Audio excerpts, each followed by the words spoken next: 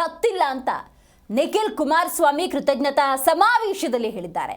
ಚನ್ನಪಟ್ಟಣ ಉಪಚುನಾವಣೆಯ ಸೋಲಿನ ನಂತರ ನಿಖಿಲ್ ಕುಮಾರಸ್ವಾಮಿ ಕೊಟ್ಟಿರುವಂತಹ ಸ್ಟೇಟ್ಮೆಂಟ್ ಇದು. ಇನ್ನು ಕಾರ್ಯಕರ್ತರು ಧೃತಿಗೆಟ್ಟು ಕಣ್ಣೀರು ಹಾಕಬೇಡಿ ಅಂತ ಮನವಿಯನ್ನ ಮಾಡಿದ್ದಾರೆ ನಿಖಿಲ್ ಕುಮಾರಸ್ವಾಮಿ. ಮುಂದಿನ ದಿನಗಳಲ್ಲಿ 4 ಸ್ಥಾನವನ್ನು ಗೆಲ್ಲೋಣ, ಸಹಕಾರ ಮಾಡಿ ಪಕ್ಷ ಸಂಘಟನೆಯನ್ನ ಮಾಡೋಣ ಅಂತ ನಿಖಿಲ್ ಕುಮಾರಸ್ವಾಮಿ ಹೇಳಿದ್ದಾರೆ.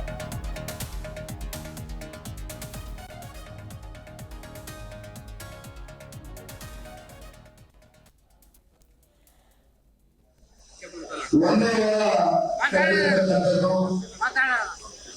23ನೇ ತಾರೀಕು ಬಂದಂತ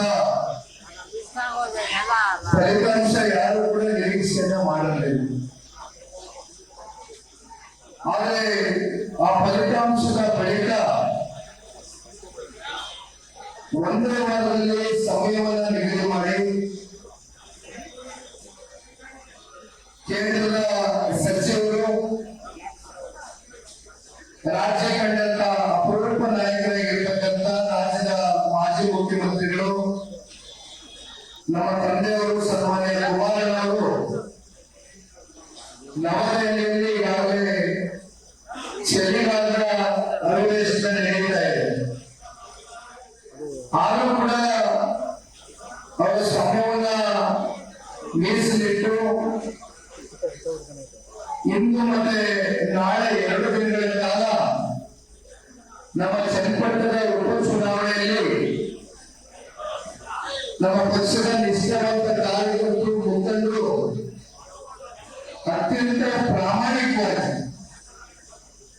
ಹಗಲು ರಾತ್ರಿ ಅಂತ ನೋಡಿದಾಗ ಯಾವ ಒಂದು ವಿಚಾರವನ್ನು ಲೆಕ್ಕಿಸಲಿಲ್ಲ. ಅತ್ಯಂತ ಪ್ರಾಮಾಣಿಕವಾಗಿ ಈ ಚುನಾವಣೆಯಲ್ಲಿ ನೋಡಿದ್ದೀವಿ. ಬಂದು ಕೊಟ್ಟ ಒಂದು ಸ್ಪಷ್ಟವಾದಂತ ಸಂದೇಶವನ್ನ ಕೊಡಬೇಕು ಅಂತಕ್ಕಂಥ ಹಿನ್ನೆಲೆಯಲ್ಲಿ ಸನ್ಮಾನ್ಯ ಕುಮಾರಣ್ಣ ಅವರು ಬಂದು ಈ ಒಂದು ಕಾರ್ಯಕ್ರಮದಲ್ಲಿ ಪಾಲ್ಗೊಂಡಿರ್ತಕ್ಕಂಥದ್ದು ನಮ್ಮೆಲ್ಲರಿಗೂ ಅತ್ಯಂತ ಆತ್ಮಸ್ಥೈರ್ಯ ಮತ್ತೆ ಆತ್ಮವಿಶ್ವಾಸವನ್ನ ಮೂಡಿದೆ ಅಂತಕ್ಕಂಥದ್ದು ಹೇಳಿದ ಬಹುಶಃ ತಪ್ಪಾಗಲಿಕ್ಕಿದೆ.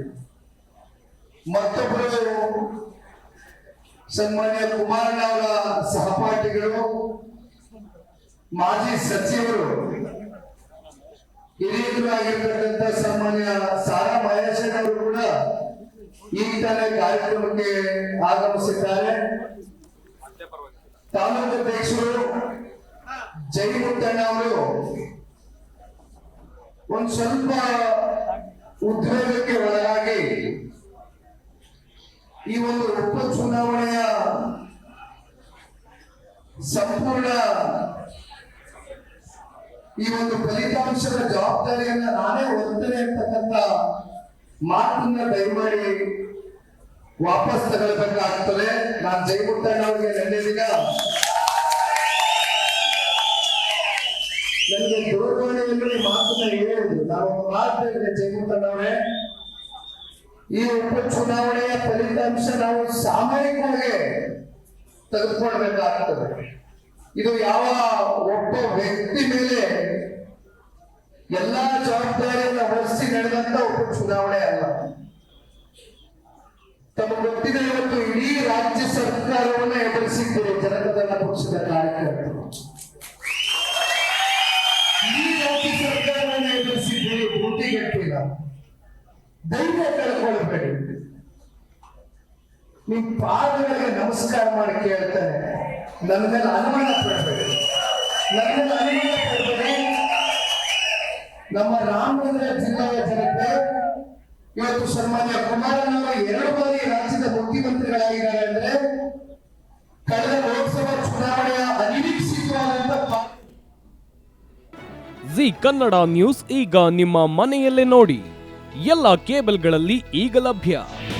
ನಿಮ್ಮ ನೆಚ್ಚಿನ ಜಿ ಕನ್ನಡ ನ್ಯೂಸ್ ಈಗ ಸನ್ ಡೈರೆಕ್ಟ್ ನಲ್ಲಿ number 292, Tata play number 1664, Jio TV number 1334, NXT digital number 30, in cable number 30, city networks 51, U digital number 162, GTPL number 17, Rockline telecommunications number 42, Shri Basaveshwara cable number 168, rural cable network 60, Vinayaka digital 57, Abhishek cable 821, city channel 53, Siddeshwara cable network 57, V4 digital Infotech 628, Surya digital networks 53, Gajanan digital number 836, Malnad Infotech private limited number